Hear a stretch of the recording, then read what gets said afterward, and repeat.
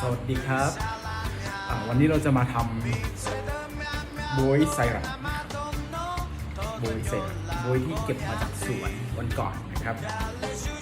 ก็จะมีบวยในล้างทำความสะอาดเรียบร้อยแล้วนะครับ ก็น้ำตาลกรวดนะครับ แล้วก็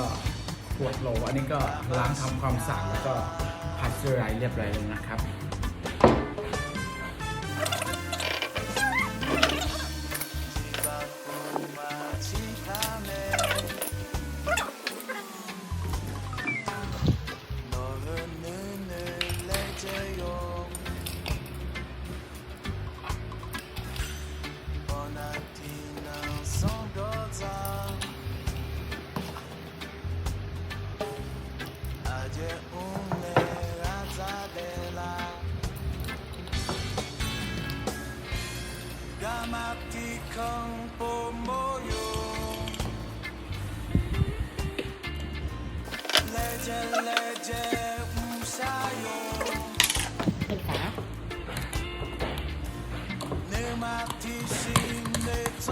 เย้